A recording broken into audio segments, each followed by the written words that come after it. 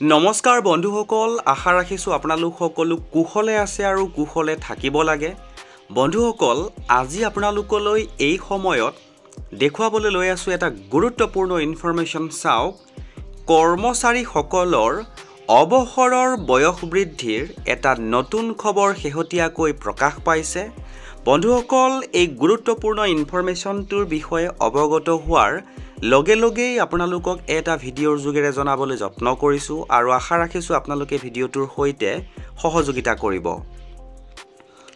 বন্ধুসকল, দেৰি নকৰাকৈ এই গুৰুত্বপূৰ্ণ ইনফৰমেশ্যনটোৰ পাছৰ চোৱা আপোনালোকৰ সন্মুখত আনিবলৈ চেষ্টা কৰিছোঁ। চাওক, 1 বা 2 বছৰ নহয় 4 বছৰ বঢ়োৱাৰ নতুন খবৰ শেহতীয়াকৈ প্ৰকাশ পাইছে।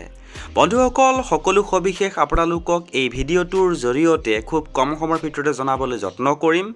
এইখিনিতে সৰুকৈ এটা অনুৰোধ কৰিবলৈ বিচাৰিছোঁ, যদি চেনেলটো ছাবস্ক্ৰাইব কৰা নাই তেনেহ'লে চেনেলটো ছাবস্ক্ৰাইব কৰি হাতত ৰাখিব, কিয়নো অনাগত দিনত আপোনালোকে আজিৰ দৰে এনেকুৱা কিছুমান গুৰুত্বপূৰ্ণ ইনফৰমেশ্যন পলকতে পাবলৈ সক্ষম হ'ব। বন্ধুসকল, এতিয়া আহিছোঁ শেহতীয়াকৈ যিটো প্ৰকাশ হৈছে যে কৰ্মচাৰীসকলৰ অৱসৰৰ বয়স বৃদ্ধিৰ লগত জড়িত এটা গুৰুত্বপূৰ্ণ ইনফৰমেশ্যন শেহতীয়াকৈ প্ৰকাশ পাইছে। দেৰি নকৰাকৈ যিটো গুৰুত্বপূৰ্ণ ইনফৰমেশ্যন প্ৰকাশ পাইছে সেই ইনফৰমেশ্যনটো আপোনালোকৰ সন্মুখত আনিবলৈ চেষ্টা কৰিছোঁ। চাওক, কৰ্মচাৰীসকলৰ অৱসৰৰ বয়স বৰ্তমানৰ পৰা 3 পৰা 4 বছৰলৈ বৃদ্ধি কৰাৰ কথা গুৰুত্বৰ সৈতে বিবেচনা কৰিছে। ইয়াৰ ফলত চৰকাৰক 2025 চনত অৱসৰ ল'বলগীয়া 10,000 কৰ্মচাৰীৰ অৱসৰৰ সুবিধা হিচাপে প্ৰায় 5,000 কোটি টকা এককালীন পৰিশোধ কৰিবলগীয়া হ'ব পাৰে। 2026 চনত আৰু 9,000 কৰ্মচাৰী অৱসৰ ল'ব। ইয়াৰ উপৰিও 2024 চনত অৱসৰ লোৱা 9,700 কৰ্মচাৰীৰ বাবে চৰকাৰে এতিয়াও 5,000 কোটি টকাৰ ঋণ পৰিশোধ কৰিবলৈ বাকী আছে।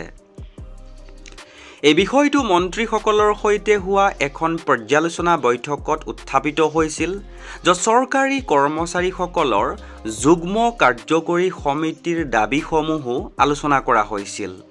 সূত্ৰৰ মতে কিছুমান মন্ত্ৰীয়ে অৱসৰৰ বয়স আৰু 2 বছৰ বৃদ্ধিৰ পৰামৰ্শ দিছিল আৰু আন কিছুমানে 65 বছৰ কৰিবলৈ 4 বছৰ বৃদ্ধিৰ পৰামৰ্শ দিছিল।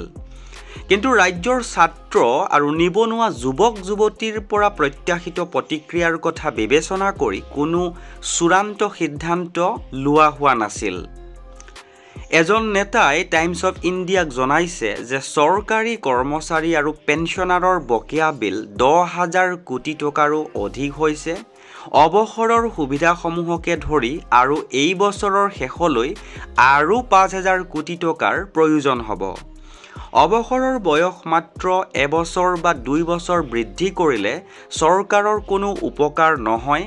ইয়াক কমেও 3 পৰা 4 বছৰ কৰিব লাগিব। প্ৰতিজন কৰ্মচাৰীৰ গড় অৱসৰৰ সুবিধা 40 লাখৰ পৰা 50 লাখ টকাৰ ভিতৰত।